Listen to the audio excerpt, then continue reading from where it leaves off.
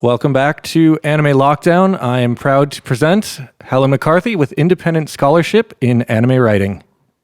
Hi. Hello, everybody. I hope you're all here and enjoying the con so far. If I can get rid of this, there we go. We can just focus on what I'm going to do and what I'm going to talk about. Independent Scholarship in Anime Writing is kind of a blanket title because I'm going to talk about my experience of independent scholarship in anime writing, but of course, there are a huge number of different experiences now, far more than there were when I actually started writing. And the first thing I want to emphasize is there is no wrong way to do anime scholarship. If you're an academic, that is, by my definition, an employed scholar or a tenured scholar, that's great. If you're working independently and doing a day job, that's great. There is no way you can get this wrong except by not doing your best work and not working honestly. So how do I know about this? For those of you that don't know me, and I haven't been to a con in the States for a couple of years, I have a fairly long rap sheet. I started studying anime back in 1981. Now, in 1981, very few people in the West knew anything about anime. There was a small fandom, but it was very, very small.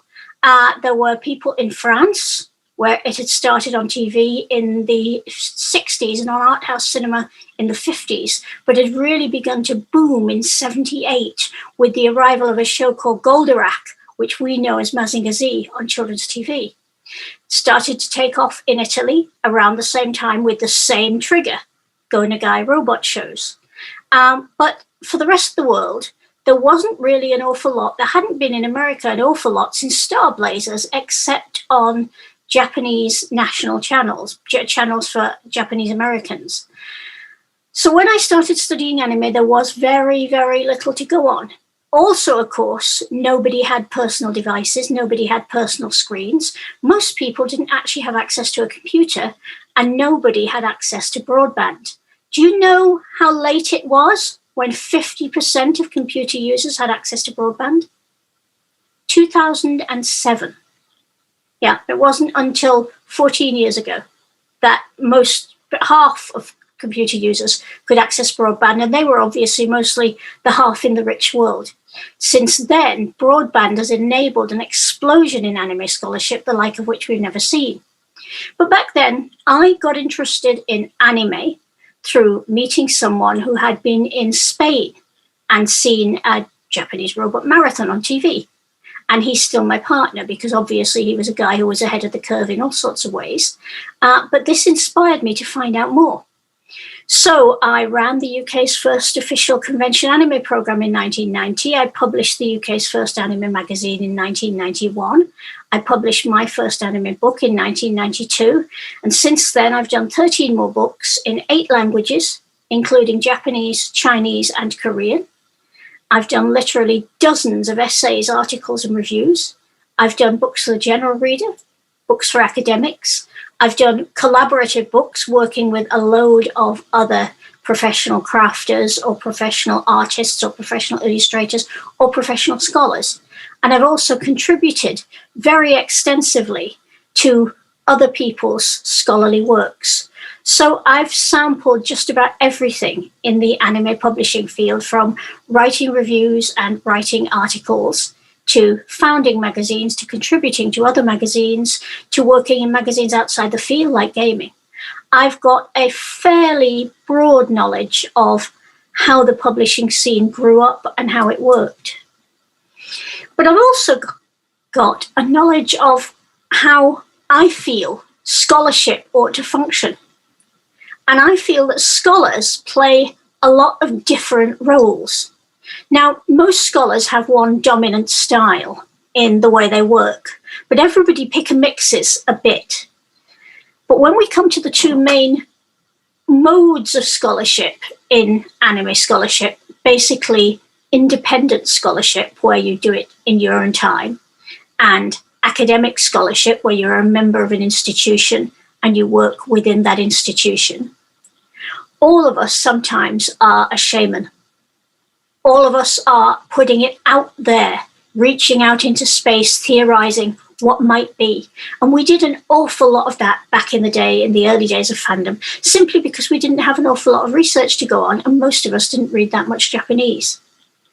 So it was quite important to be able to make those intuitive leaps that a shaman makes, but we didn't have the backup at that time of in-depth knowledge. We were still building that structure to enable us to work in the other scholarly modes. Being a showman is really important, raising public consciousness, getting people enthused about your research, your work, your ideas. Being a researcher, obviously, is absolutely vital. Most scholars spend a lot of time at the coalface on research. Very few scholars find that they ever have enough time to do research because it's lovely. It's digging, analyzing, testing, interpreting the data, comparing the data, seeing what other scholars think of the data, seeing if they can add things to it. And again, nowadays, it's much easier to do that because so many journals and scholarly books are available online, some freely on open access. Whereas formerly, the independent scholar was excluded from published academic research by cost mostly, and by lack of access to academic libraries. Now there's a much more open, much more welcoming attitude to bringing every kind of scholar in by allowing them to have free access to what are often very expensive books and journals. So researching is getting easier all the time. You still have to put the time in, but you can find the tools now to put the time in. Of course, every scholar should be a teacher. Every academic scholar has to be a teacher. Most academic roles anyway require some face-to-face teaching time. You're a guide, you're a mentor, you're a monitor of how your students are getting on. But every time one of us publishes something online, every time one of us blogs, every time one of us tweets, and every time one of us does one of these talks at a convention, we are in scholar-teacher mode. And even if you wouldn't describe yourself as a scholar, you are a teacher while you're doing this. And the final role in the independent scholars pack, as it were, is explorer. Indiana Jones springs to mind, but there are a lot of explorers who work much less flamboyantly than Indy does. Seeking out new information, seeking out new ideas, following up clues to find out where and what and when and how. Exploring is very, very exciting and very, very heady. And for every scholar, it's a real thrill because you just don't know. You just don't know whether you are going to open the old grave and find nothing in there but something that was cleaned out by tomb robbers back in the 2000 years BC era, or whether it's going to be Tutankhamun. It's thrilling, it's exciting, and it teaches you to be resilient. And the last three roles that a scholar might have are roles that really apply more to the academic scholar, to the tenured scholar working in an institution. Administrator, you might have help with this, but there's a lot of record keeping to be done, especially when you're teaching. There's a lot of checking and marking and recording of discussions and planning, and of course preparing of materials, because we don't just walk out and make all this up as we go along. However well you know your material, any teacher, any speaker, any lecturer will have put in about 6 to 7 times minimum their face-to-face presenting time in prep. It's the only way to be sure that you're doing it properly. Academic scholars are also frequently pastoral carers. They're counselling students, they're guiding students. Adjusting to academic life can be tough. And everybody who's ever gone online just to do a basic blog entry or a tweet and seen the reaction they get back from critics knows how tough that can be. We've all needed a bit of pastoral care in our time when we've presented a theory that people have just tried to lay waste to. It's a really important role, because very often young beginning students, young beginning academics are very, very easily crushed for all their appearance of confidence.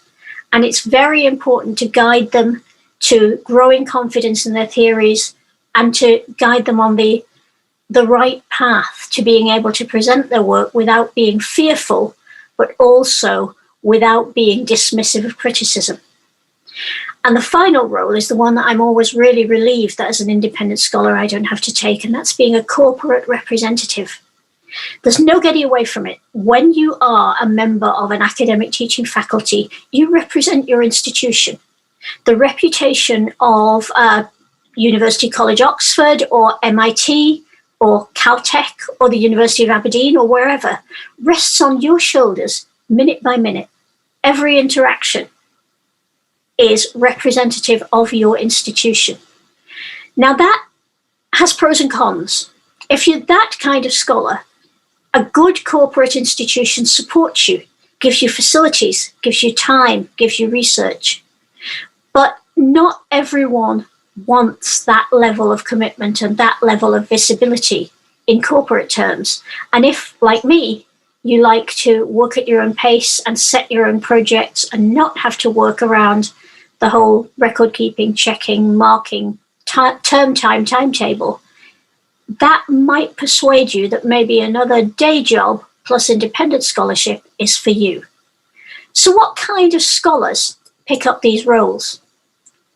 Well, these are some of my absolute favorites. And it just so happens that there are no women scholars and no minority scholars here, because these are the scholars that sprang immediately to mind. But there are a lot of great female scholars and great scholars from minorities, and also great scholars from differently abled backgrounds out there. But these just sum up beautifully what I'm talking about. For me, Stephen Hawking was always a shaman. He talked about the importance of love and passion for what you do. He talked about the importance for seeking beauty in what you do. If he had a name, a shamanic name, it would be Dances with Numbers, or maybe Dances with Stars. Because to the end, in a body that was collapsing around him, he maintained the absolute determination to take his mind wherever he wanted it to go. Professor Marcus du Sautoy, a showman. He is professor of the popularization of science at a prominent college in Cambridge, and he's often said that one of the important roles of the scholar is to communicate to the public, not the detail of the science, because most of the public wouldn't get it and wouldn't be interested in it, but why the science matters, why it's important to them, what it's doing in their lives and in society. He's a great presenter, and if you ever get the chance to listen to any of his public lectures or see any of them online, I urge you to, because he is a fabulous explainer of incredible complexity. Now, the elderly gentleman in the flat cap, holding a longbow and being looked at and listened to by guys who are doing historical recreation, is a British actor called Robert Hardy. He's now dead. He was, in his lifetime, not only an actor, but also an author, an incredibly respected researcher of the English longbow, and a very great scholar indeed. Hardy was one of the only non-academics permitted to join, in fact asked to join, the research team when Henry VIII's drowned flagship, the Mary Rose, was raised from the bed of the English Channel. He was there the whole way through the conservation of the longbows that they found there, because of course it was a warship, and the longbow was a primary war weapon at the time. It was the heavy artillery of its day. It was a machine gun in the hands of a guy who knew what he was doing. Hardy was the only person allowed to take the replica longbows made from the reconstruction home to his own range to test fire them, and trusted and respected enough to enter all his data in the academic record. He was an astonishing scholar. Some of you may know the British astronomer Sir Patrick Moore. Patrick Moore was a great teacher, perhaps because he himself had absolutely no formal academic qualifications. He gave up his place at Cambridge, lied about his age, and faked his health record to go overseas and serve in World War II, because he thought, as many young men did, that he ought to serve his nation. And when he came back, he thought there wasn't much point going to Cambridge then. He might as well just get on and get a job. He did have the very great advantage that he was passionate about space from as long as he can remember, and at the age of 11 became the youngest ever member of the Royal Astronomical Society. He was a mentor and a guide to so many young astronomers, from the unorthodox like himself, mavericks like Dr. Brian May, the only astrophysicist ever to have played bass guitar in a world rock band, Queen. He actually put off completing his doctorate until he thought Queen were established enough, and he was 50 before he finally turned in his thesis. Patrick Moore encouraged him. And the explorer, to me, the great explorer, Frederick L. Choate. Frederick is a diplomatic child. His dad was posted all over, including to Japan. He learned the language and became very competent in it, to the extent where he was the chosen interpreter of Osamu Tezuka, the god of manga, on all his Western trips, as well as the chosen interpreter for George Lucas every time he went to Japan. But before most of us had got our heads around the idea of anime and manga, Fred was already writing the first great foundation text of English language manga studies, Manga, History of Japanese Comics, which was published by Kodansha in 1983. Yeah, 1983. So all of these people sum up for me the different roles of an independent scholar. And in fact, 3 of them were independent scholars, because only Marcus de Sautoy and Stephen Hawking were employed by academic institutions. The others all did their work around the day job. Fred did his scholarship around interpreting and translating. Patrick, luckily, was of independent means. Robert did it around being an actor and an author. So when you see the results that these people have achieved and the respect that these people have attained, whether they took the academic or the non-academic route, you can see what scholarship can achieve and what rewards can be gained by those prepared to work for it. They inspire me every day. I mean, everyone I work with inspires me every day, but there are so many great scholars out there that I look up to and I find a lot to learn from. Those 2 paths have diverged, as we've said earlier, just to sum up. Both types of scholarship are equally valid and useful. Academics are scholars working for an institution, a college or a university, teaching and carrying out research, administering and representing their college. Independent scholars, in the Middle Ages, they were known as wandering scholars or Goliards, and I love the Goliards. They were mostly poets, because just about everybody with an education was a poet of some kind in those days.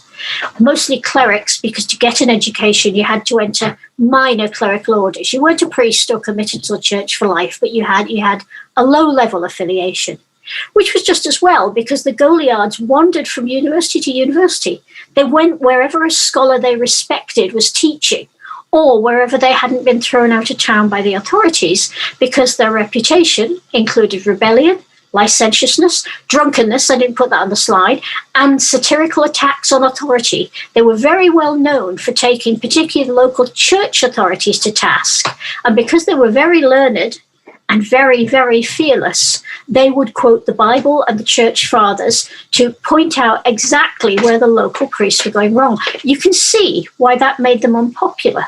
And in fact, there are a few instances I can think of in the past few years where independent scholars, as I would describe them, have spoken out about things being done by the high priests and high priestesses of anime and manga, the distribution companies and the TV companies, and have had some little run-ins. I've had 1 or 2 of those myself. Rebellion, licentiousness, and satire are actually open to all. They're not confined to independent scholars.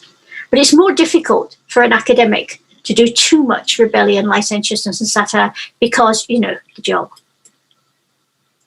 So what was my journey? Well, as I said, I became interested in anime and manga in 1981.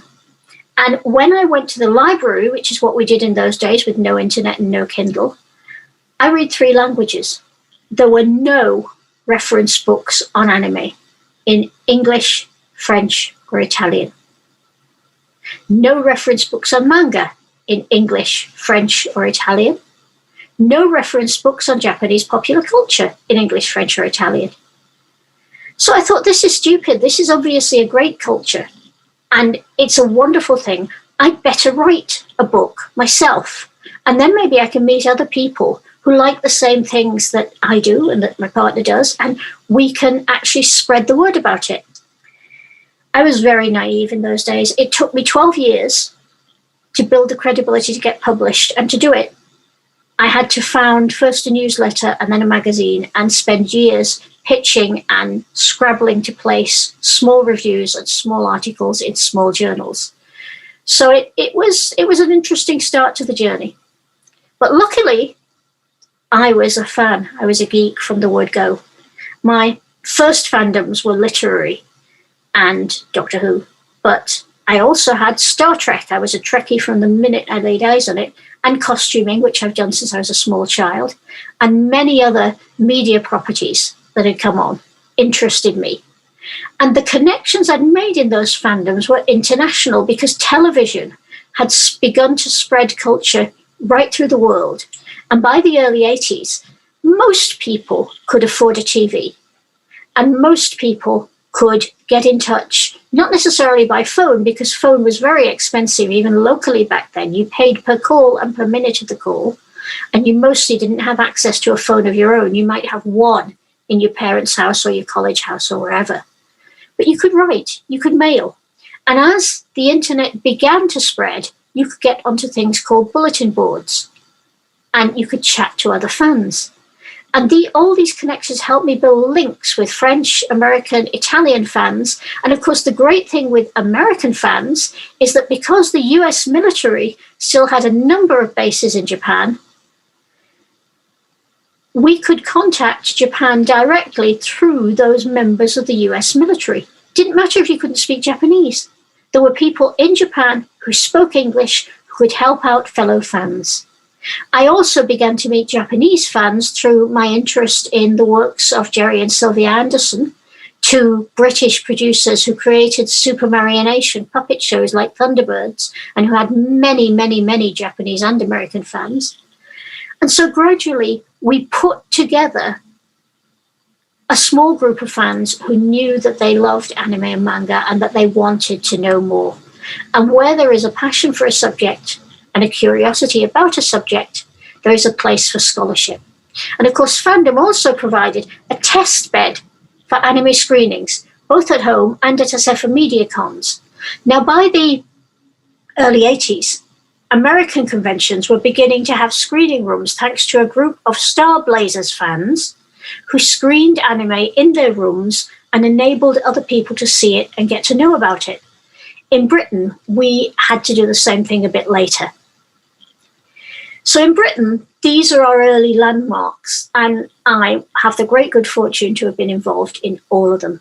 The first British anime zine was a one-shot dedicated to Robotech, Robotech UK, published by the late Tony Luke in 1986. Now, Tony there was a wide-eyed kid who was determined to take the worlds of special effects filmmaking and comics and music by storm, but he was also a huge Robotech fan. He'd actually seen quite a lot of Robotech, which was more than almost anyone else in Britain had, because back then it was only screened on cable. Not everybody had cable. Cable was expensive. But Tony knew quite a lot of people on the American bases his father worked on, so he'd actually managed to see most of the series. He wrote to Carl Masek, who then was doing Robotech over in the US, and did a long interview with him. And that's most of the body of Robotech UK. There's an absolutely wonderful analysis on the website zimmerit.moe, M-O-E, where you can have an in-depth look inside Robotech UK. Then in 1988, a British fan called Ashley Watkins began to publish a gaming magazine set around the Battletech universe called MechTech. Now, gamers, obviously involved in Battletech, involved in heavy metal, heavy weaponry gaming, found anime robots very attractive. And so Ashley began to discuss Japanese games, Japanese console games, and animation, and got some wonderful artwork from my partner Steve Kite, who also did the Robotech UK cover, and ran MechTech for 5 issues until, as happens with many fan attempts, real life took over. But in that time, there was an enormous amount of very solid information pumped into a very small zine.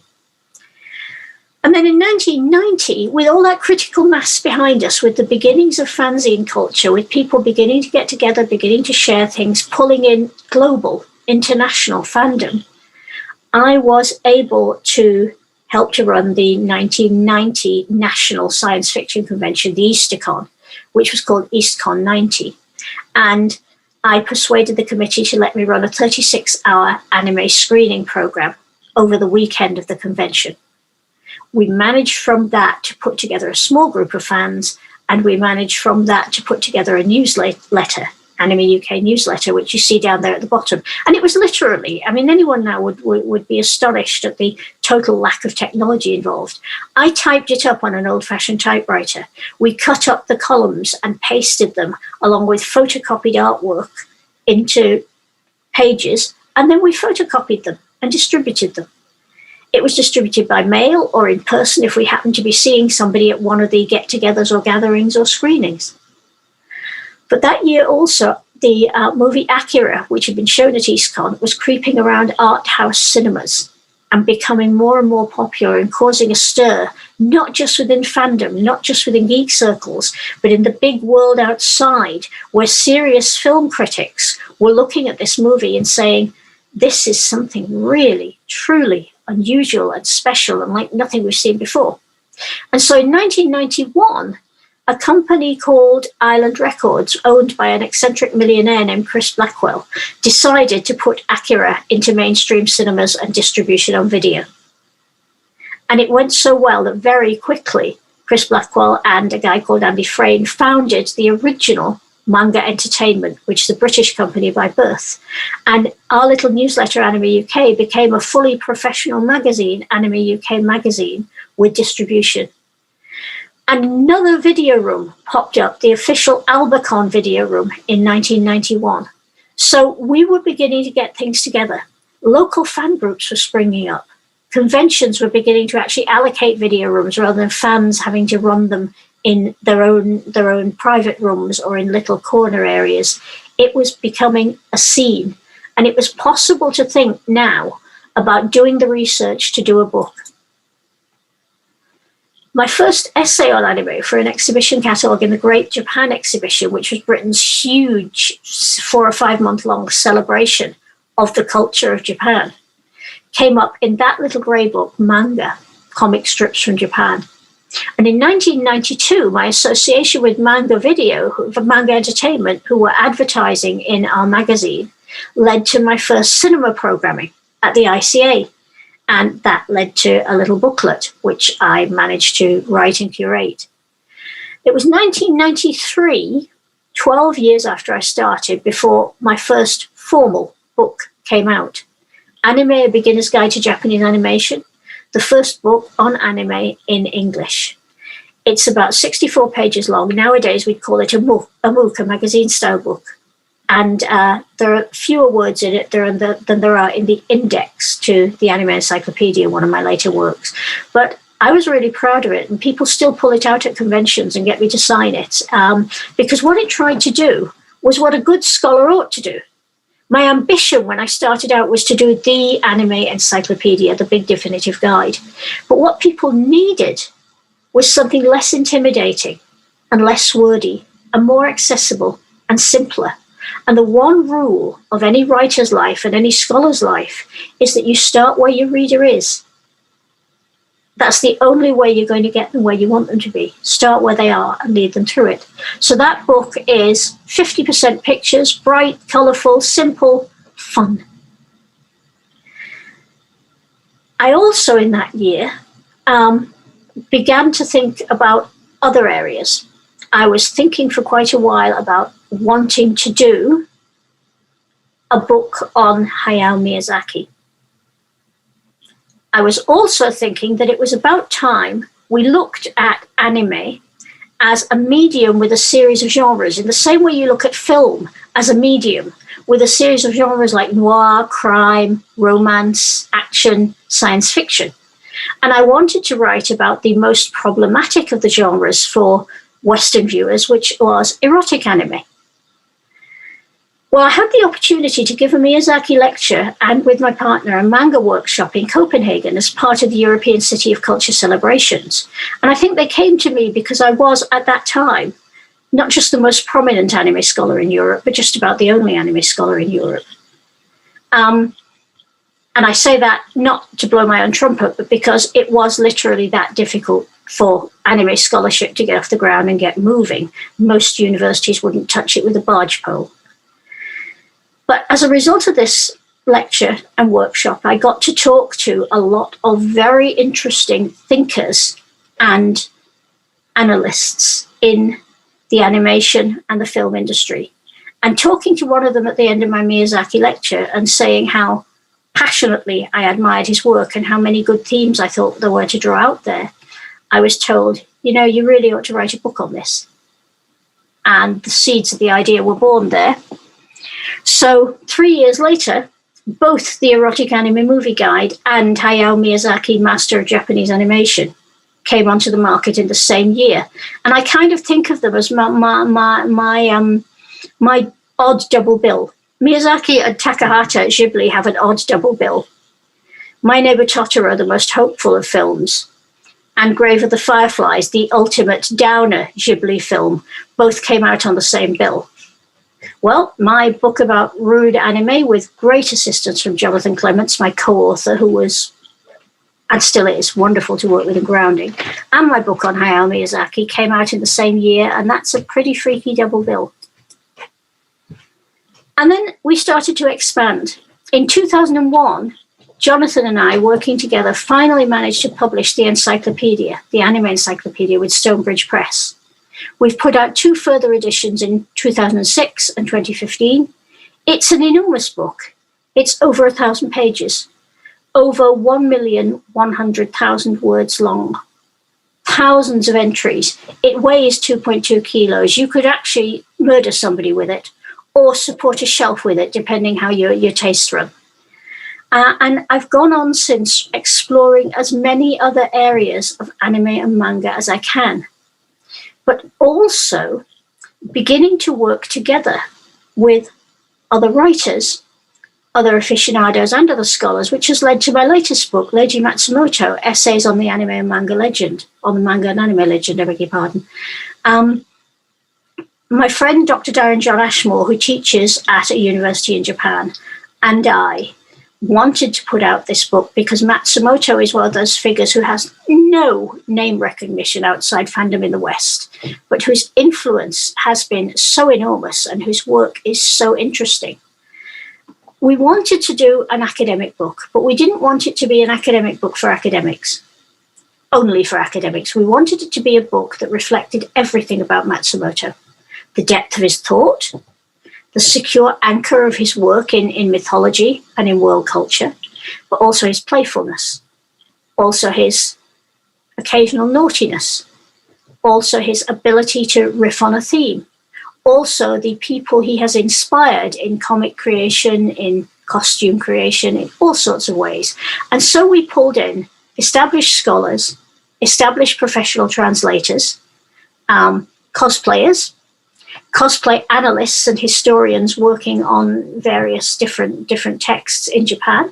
Edmund Hoff, who is one of our contributors, has done a fabulous analysis of coverage in 1970s and 1980s Japanese fanzines that hasn't been touched before. We have a wonderful essay from Jonathan Tarbox on the cockpit, looking at the heroic failure, the idea of heroic failure, and contrasting it with the Western ideal of the hero's journey, because they're 2 quite different approaches to the central character. We had so much fun, and as you can tell from the way I'm going on about it, I really loved it. I had an absolute blast doing it. And I'm currently working on 2 more books on different topics, but along the same lines, collaborating with wonderful scholars and fascinating creators. But the other thing that's been important, as I've already mentioned, is word of mouth, is being able to stand in front of people and introduce the ideas of anime and manga to them. Since working with the ICA in 1992, I've worked with the Barbican Cinema for over 20 years off and on, curating and presenting regular anime screening seasons. We did an Osamu Tezuka Centenary exhibition, which was very well received. I've done development work on theatrical productions, including Sidi Labi Cherkaoi's Tezuka and Pluto, both of which toured Britain and Europe and did very well here. And it was fascinating for me to see how a great choreographer director breaks down a text and approaches a text and puts it into movement. I've also done presentations by the literally dozens, if not hundreds. Japan Foundation, Daiwa Anglo-Japanese Foundation, Japan House, the British Museum. Their manga exhibition in 2019 was astonishing, and I was privileged to contribute to it. The Smithsonian Institution, American universities, including the University of Maryland, Akita International University, Yamanashi Daigaku in Kofu, where my friend Darren works, many, many conventions in America and elsewhere, many film festivals around the world.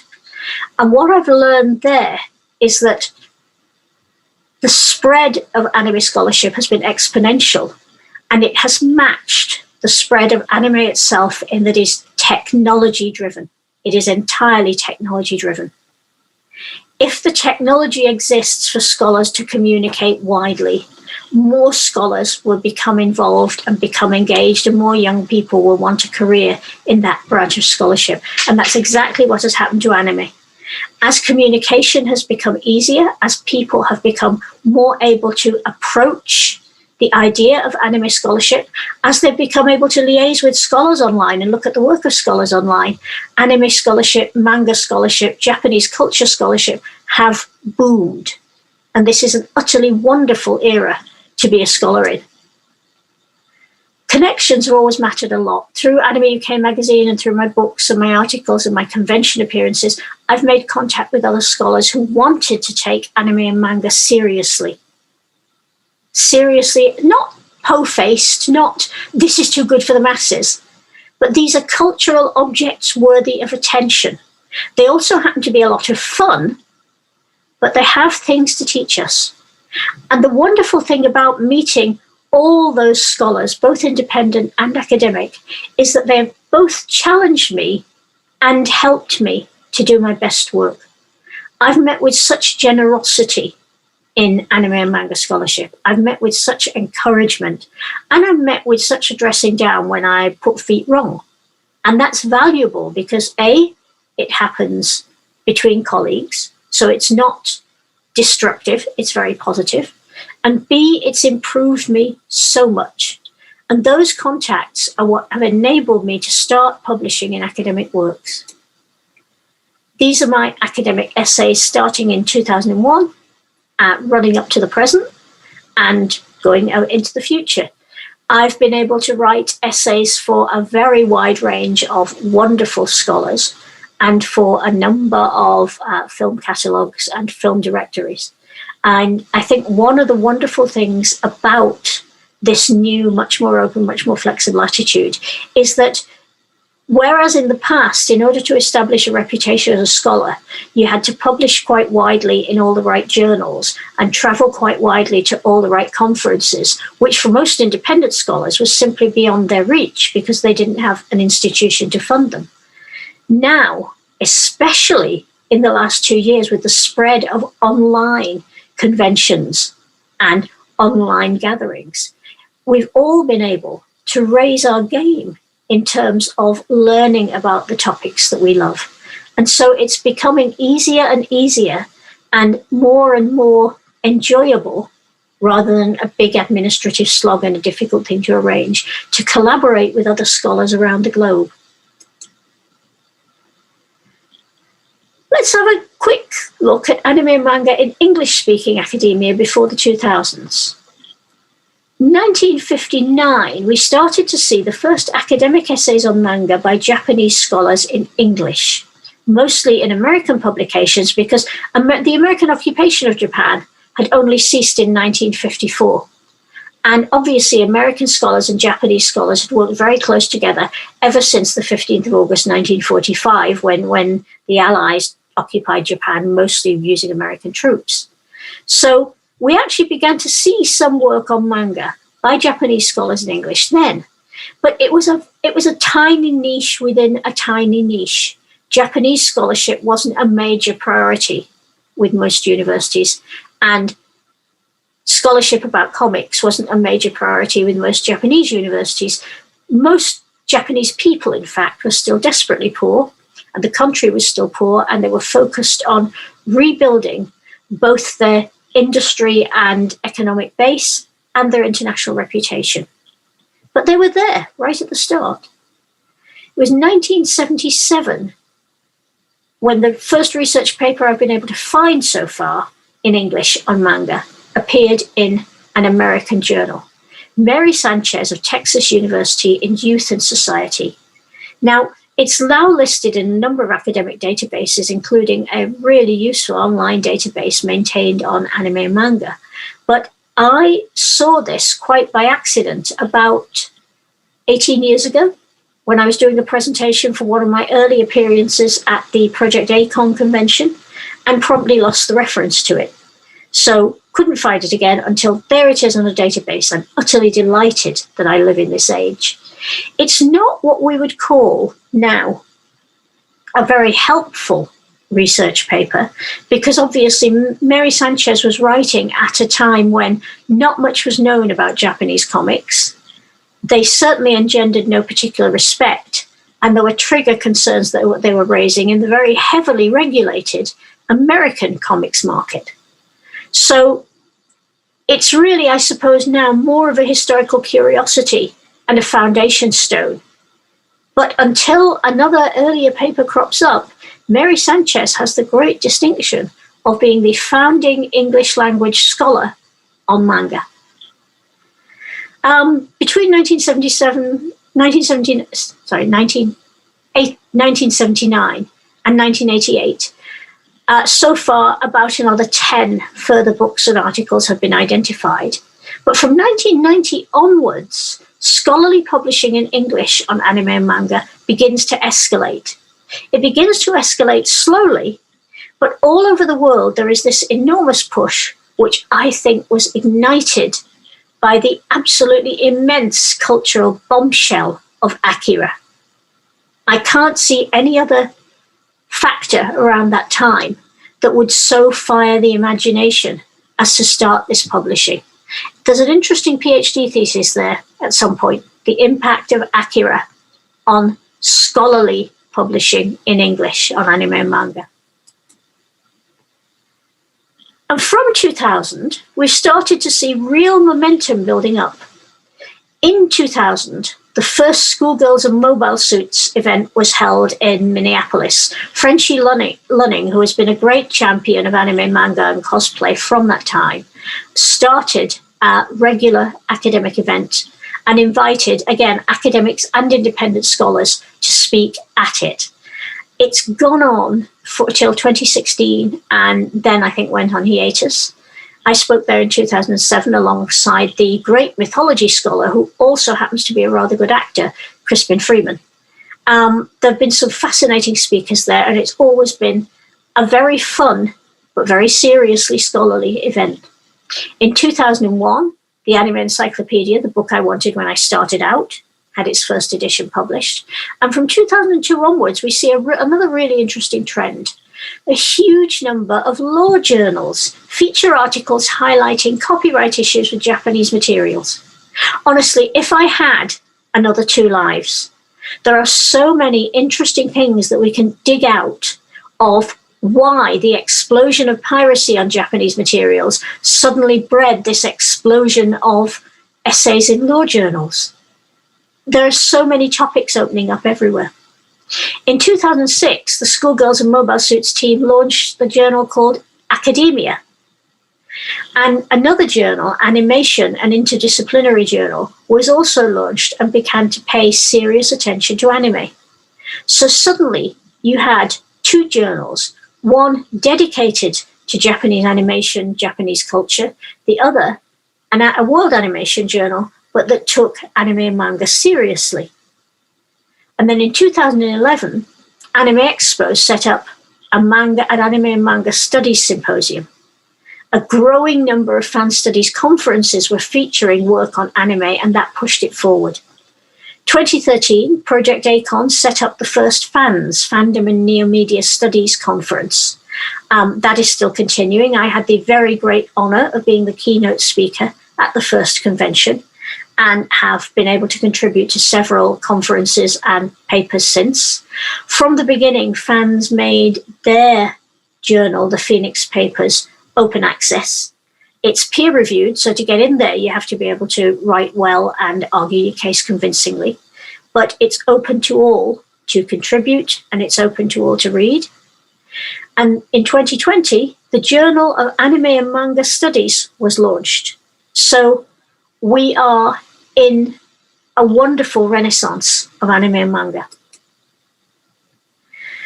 There is a certain amount of admin, even in being an independent scholar. And I know that many of the other independent scholars that I respect have the same experience. I mean, for example, Lindsay Loveridge, who is a truly wonderful resource for the whole of anime, has been speaking here. Erica Friedman, the greatest Yuri scholar in English, has been speaking here. And I'm sure, they sometimes get something like this. I get asked to review and comment on other scholars in published work. It's a professional courtesy. I sometimes ask them to review and comment on mine. And it's one of those wonderful experiences where you can meet a great deal of support as well as catch yourself out in a great many unnoticed errors. I always say to anyone, whether a scholar or novelist, get as many people as you can to read your work, because however many people read your work, there will be continuity errors, edit errors, spelling errors, typos that you don't pick up and that they don't pick up. So 6 pairs of eyes are better than 1, and if you have time, 10 pairs of eyes are better than 6. I'm often asked to write blurbs or comments to promote other scholars' books, and again, I ask this favor in return. I'm asked sometimes to do the research or write the book for people who think they have a great idea, but they just can't find time to write it. I'm sorry, no scholar is going to do that for you for free. We all have enough ideas of our own to take 2 lifetimes. It might be that some of us who happen to be looking for work at the time would agree to do the research for a fee, but writing somebody else's scholarly book as against writing your own scholarly book, writing somebody else's blockbuster as against writing your own blockbuster, which would you rather do? And one of the really fun parts of the job is that I'm often asked for interviews or comments or guidance by many scholars from junior high school all the way up to doctoral level. I have had some of the sweetest, loveliest, most insightful letters from people in junior high, and sometimes some of the crassest and most tedious letters from people who are certainly old enough to know better. But by and large, again, it's an absolute pleasure and a privilege to be able to pay forward some of the help that I got during my time. So, from my point of view, there is no final frontier. There is no such thing. I know James Kirk's Space, the Final Frontier, the opening of Star Trek, it doesn't exist because the frontier is always what's ahead of us. And as explorers, which is what all scholars, I think, fundamentally are, we keep pushing back that frontier. We keep reaching beyond that frontier. We keep finding more and more things that we can say and do and explore and know. And this quote by Robert Frost, I think, is a very, very interesting one and has certainly been quite a guiding light for me. 2 roads diverged in a wood, and I took the one less travelled by. And that has made all the difference. Now let me show you a slide here, and if anybody wants to snap a picture of it, that's absolutely fine, and I understand that these talks will be available online later. All of these are exciting anime and manga scholars. Now there are literally hundreds of exciting young anime and manga scholars out there on the net, both academic and independent. There are also some scholars of other things, like Dr. Ada Palmer, who is an academic Renaissance historian, but also a truly awe-inspiring independent Tezuka scholar, or Dr. Mark Harrison, a space physicist. He is actually a rocket scientist and an anime lecturer. Or Dr. Brian Holmberg, who is both an academic and an independent manga historian.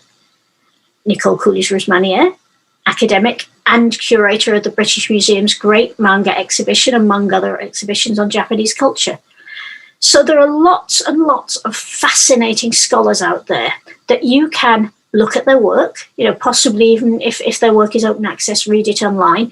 Leah Holmes, who's just finished her MPhil, the other equivalent of a doctorate, is an independent scholar who does a lot of work on British anime fandom, and she has a wonderful timeline of British anime fandom, which I would love to see. I'd love to see a world anime fandom timeline develop like that, but certainly I think the work she's done for British scholarship should be replicated in every nation, because it enables us to keep track of where our current state of knowledge is and improve our current state of knowledge by adding in new events. Dr. Alistair Jacklin is doing some wonderful research work into government statistics and government returns to uncover more of the history of early anime publishing in Britain. It's just very, very exciting. What I would recommend, if you're thinking, do I want to be an anime scholar? Do I maybe want to take it up, for my bachelor's degree, or do I maybe want to consider it for a master's or a doctorate? Go and have a look at all their work. Go and have a look at as many colleges as you can that offer a program relating to anime, manga, Japan studies. See whether you think you would like to do this, because it will then open up to you the possibility of either being an independent scholar or going into academia. And although in academia you will have the corporate responsibility and the workload, believe me, the salary and the pension are a good deal more secure than most things you get these days, even in these changing times. But also, it will let you see what's possible both inside and outside academia, and let you see that great scholarly work can be done in both modes. So it's never too late, literally. If you are now way beyond the point where you could even consider doing a master's, doing a doctorate, you can still do great scholarly work. You can fit it around the rest of your life. There is never any need to shut down the impulse to learn and share what we've learned. That's a great human impulse, and we should all be doing it all the time. Now, here are just a few references, which again, feel free to screenshot, or feel free to come and screenshot when the talks go up later on. These are just a few of the things that I found very, very useful indeed. There are websites, and there are also books. I have to admit, putting in Taihei and Imamura is really cheeky, because it will be more difficult to access. But unfortunately, sometimes you do have to dig around for these things. And increasingly, scholars themselves, their institutions, or others are posting online particularly relevant issues and articles. So it's probably worth having a dig and seeing what you can find. A good search goes a long way to finding things you never thought you would be able to get. More references. I think if you don't know the scholarship of Susan Napier, you really do need to get started. And of course, Frederick L. Schote is the god of manga scholars, and there is no other way around that. I hope this brief sketch, this brief outline of my career in anime scholarship and how other people have got by in anime scholarship has been useful to you. And I wonder too if you would like to ask me any questions or make any comments or observations. I'm not entirely sure how you sign in here, but perhaps... I can read questions from the chat. Oh, wonderful. Thank you. That would be great. And we can go a little bit over because it was my fault that this started late. No, not at all. I did bad time zone math. I'm apologizing to the congoers as well. If it's okay with you, I'm going to put your webcam on screen. Lovely. That'd be perfect. Okay, let me see if there's a way to... Make me fill the screen because my desktop is a mess. There we go. I'll make that go away. If anybody has any questions, just type them in the chat and I will read them to Helen. Did you find, John Paul, that was a useful summary in general? That is exactly what I wanted. I could not be happier with your presentation. Oh, that is because I actually looked back at the address I did for the 2013 Fans Keynote Symposium and took a lot of inspiration from that. And it was in the process of doing that I realized how much the world of anime scholarship has changed and grown, and how many more possibilities there are for people to access it in that 12-year time span. It's been just absolutely astronomical, the growth of the field in this time. Okay, we have one question. This is from Erica Friedman. What is something that you would like to see someone write about that just hasn't been covered yet? Oh, Erica, there are so many things. I am always very, very sad that so few people are paying serious attention to female mangaka. I mean, obviously, we don't have enough books in English on mangaka. There's Brian Rue's great work on Mamoru Oshii. There's my work on Tezuka, and now mine and Darren's work on Matsumoto. But we don't have nearly enough works on individual manga artists, and we still don't have nearly enough works on individual anime auteurs or different types of anime producers. So I suppose what I would like to see in the field is diversity. But I would really, really like to see somebody looking at the contributions of female mangaka, because so many great stories flow from them. I mean, Moto Hagio is one of the great science fiction writers of her generation, of any generation. And she really ought to be properly documented and properly talked about. Of course, the great Ryoko Ikeda, a wonderful historian in her own right, apart from being a fabulous manga artist, and incidentally also a leader singer. She's a classically trained singer who gives concerts. So there's so much out there that I would like to see. And as for what I want to work on the most, if I could find anyone who is interested in publishing it, I would quite like to go back and revisit the works of Hayao Miyazaki. My first really, I suppose, really successful, really notable work was Hayao Miyazaki, Master of Japanese Animation. And that is a love letter from a fangirl, and unashamedly so, and I stand by it and I'm proud of it. But Miyazaki and I have both changed over that time, and I think it would be very interesting to approach his work and see where we are with that, where Miyazaki and I stand with each other now, as both of our careers run towards their natural end. This is from, I believe, Dame Asnable. I guess other than self-publishing on a blog, how can they get their scholarly work on anime to be seen?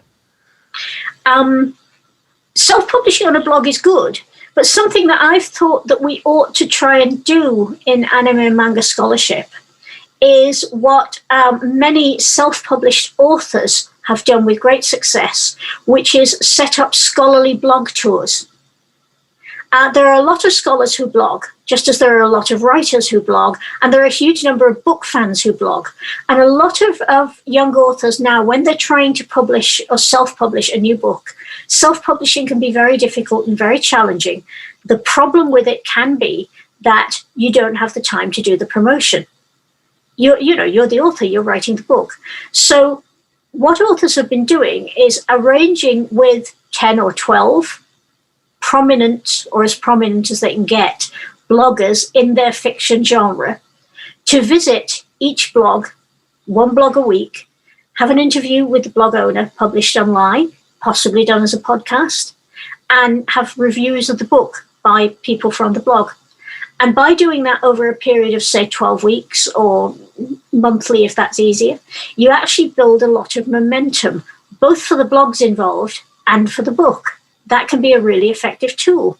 Now, I think that if those of us, and I'm saying this with a blog that's 2 years out of date now because pandemic, but those of us with a blog, if we were to get together and support young scholars by publishing their work on our blogs, not necessarily with an endorsement, but here's something that someone has tried to get out there, let's have a look at it and talk about it and be as helpful as we can to it. I think that might be interesting. And that's just a top of the head idea now. I've scribbled it on the back of an envelope as we're talking. But I think it could be worth getting together and discussing and seeing how many people would be prepared to be helpful in that way. I think also that sometimes you can do quite well if you treat publishing your scholarly work on your blog as self-publishing a novel and get out there and promote it. Get onto Twitter. Tweet 3 facts that people didn't know about X, your topic, every 5 days for 3 weeks and see how many people that drives to you, and make them the most unexpected facts you can find, because people do love a bit of spiciness or naughtiness or playfulness in Twitter. Go to all the other social media sites that you use and all the other social media sites that you think your audience will use, and promote that way. Also, there are an increasing number of online conferences. It might well be worth looking at something like Fans, which happens at ACON every year, and which is open to submissions, which will then be peer reviewed. Now, submitting to a conference like Fans or one of the other fan-led anime conferences doesn't necessarily mean that you will get to present, but it means that your work will go in front of a group of academics who are also fans, who will give you an opportunity to impress them. And if you don't, you may even be able to get from some of them some sort of feedback as to why this didn't work for them. So that's worth doing too. But we're still at the stage of inventing this. We're in the very, very early stages of inventing how anime scholarship is going to work. And we're also at a time when the world of academia is reinventing how it's going to be able to work in the aftermath of a global pandemic, which is still so deadly that it's taken us all by surprise, and it's required a virtual reinvention of our society on some levels. So I'd say there are a lot of open options out there, and if we all get involved and talk about what would work, that's a good way of moving forward. This one is from M. This is actually something I'd be interested in knowing as well. So when you're writing about manga, especially at an academic level, do you define a manga genre by the publication that it was in, or by the actual thematic elements that are in the manga? The aim with any kind of writing, whether it's scholarly or general, is to make it as useful as you can to the audience. So think about the people that you're writing for. If it's a specific journal, have a look at what that specific journal does. And if they mostly refer to it by the type of magazine it's published in, follow that. Because the readers of that journal will accept that. And they will also be disturbed and may not follow you, may not understand you if you do it in another way. Mm-hmm. Of course, there's nothing to prevent you saying, although this is generally considered as a shonen manga, I prefer to classify it in this way because that makes your personal approach to the argument more interesting, and it gives you the opportunity to present your evidence. But what I would say is, if you're planning to publish or if you're planning to present, ask the editor, look at the previous issues of the journal, if it is a journal, or if it's a book, ask the editor what their approach is going to be. There'll probably be something in the style guide, but if not, ask. And if it's a conference, ask the conference coordinators what approach they're taking. And then start with that approach, respect the framework that you're working in, but then present why you dissent from that approach, if indeed you do. Very nice. This is from Gaming Anachronism. What is your process in finding and evaluating primary sources for your research? I read Japanese very badly. I rely very heavily on dictionaries and search engines and translation engines, but luckily I have several very good friends who read Japanese very well and are very kind in helping me. I read French well, Italian adequately, and of course English. I can't really do very much in Spanish, but again, I have friends who read Spanish well. So I start by saying, let me do as much work as I can in English, French, and Italian. Then let me ask for help in Spanish. Then let me see what the major texts are in Japanese, because often English and French and Italian will have pointed me at those, and work on those as far as I can and ask for help with those. with the Anime Encyclopedia, the process that Jonathan and I take is that we both, obviously between us, have a pool of languages, because he is very, very competent in Japanese and Chinese, and I think his Korean's okay. I could be wrong there, but I think his Korean's okay. And we also both know a number of people with overlapping languages. So if sources in at least 3 languages don't agree, we generally think of that as not proven. And if they contradict the Japanese, we won't necessarily write them off, because, of course, there are all sorts of reasons why a Japanese source might not have the correct information or might not want to disclose the correct information at that point in time. So if they disagree with a Japanese source, we won't necessarily write them off, but we will do some more digging on the Japanese end, which is usually down to Jonathan and our better qualified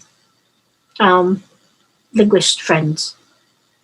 It's quite important to cross-check everything. I mean, one of the interesting things for me is I'm passionate about cosplay, and I've been working on presentations on the history of cosplay for since 2012. So that's 11 years now.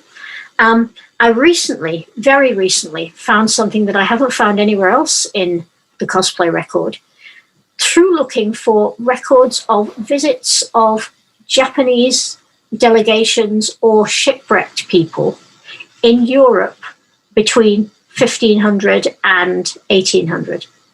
And I was going through a French illustrated newspaper, and there on the page was a wonderful account of a costume ball given by Monsieur Jules Verne, a paying event for all his fans to attend.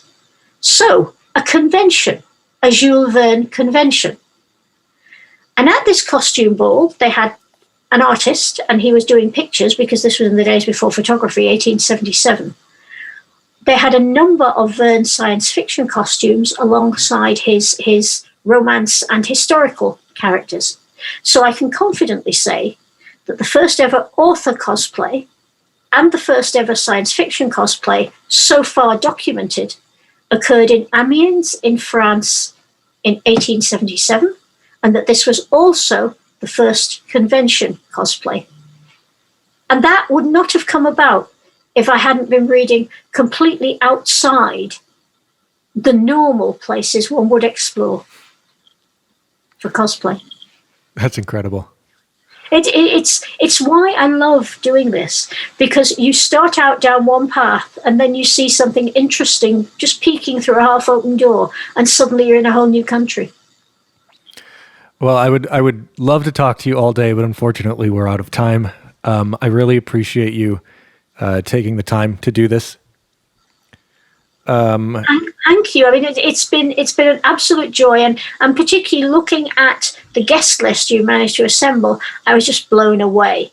I mean, Erica and Lindsay, both together on one bill. That's astonishing. And your other guests, your Japanese guests, amazing. The DJs, amazing. If I were less of a go to bed early wuss, I would still be here for the raves. But unless they're still going on when I get up in the morning, thank you. It's been fun. Thank you. Everybody, be sure to, I don't know if you have a preferred place for people to buy your work. I don't mind, but I do say, if you can, please order through an indie bookstore. There's a wonderful organization called bookshop.org, bookshop, all one word, .org, both in Britain and in America. If you can give them the ISBN of a book, they will get it for you. If you do that, they will also give 10% of their profits to independent bookstores. So by buying from them and not from some other big multinational of your choice, you will be supporting independent bookstores in the whole of the US and UK. And that's fantastic. Well, thank you so much. You have a great rest of your night. Cheers. That's a pleasure. Thank you. Bye-bye. Bye.